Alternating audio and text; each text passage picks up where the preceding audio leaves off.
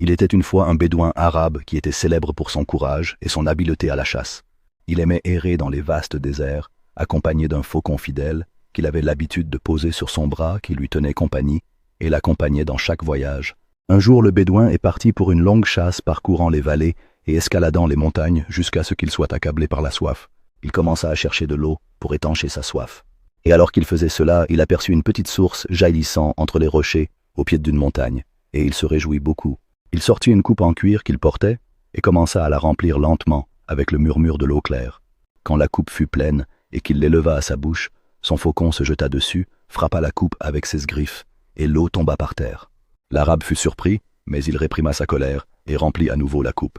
Et à peine avait-il l'intention de boire que le faucon répéta son acte et fit tomber la coupe à nouveau. La colère a commencé à s'emparer du cœur du bédouin, mais il s'est ressaisi et a tenté une troisième fois.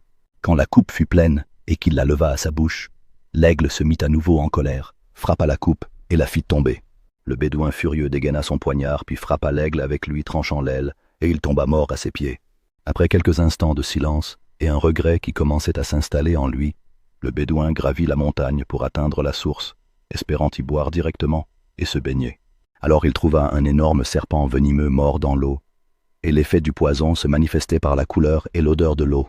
Là le bédouin a compris la dure vérité que son ami le faucon l'empêchait de boire de l'eau empoisonnée, et qu'il avait essayé de le sauver 3 fois, mais il avait cédé à sa colère, tuant ainsi son ami le plus cher.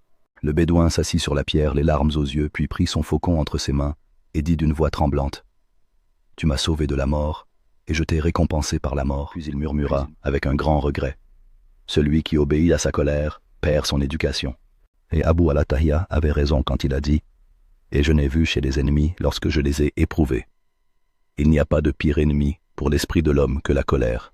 Il n'y a pas de pire ennemi pour l'esprit de l'homme que la colère. La leçon. Cette histoire met en lumière que la colère aveugle est l'ennemi de la raison et de la sagesse. Cela conduit souvent à des décisions hâtives qui laissent un profond regret. La maîtrise de soi et la réflexion, avant d'agir surtout dans des moments d'extrême émotion, peuvent éviter à l'homme des conséquences graves et lui donner l'occasion de comprendre les choses telles qu'elles sont avant de commettre des erreurs impardonnables. Les actions impulsives sous l'influence de la colère sont souvent la cause de la perte de choses précieuses ou de la blessure de ceux que nous aimons.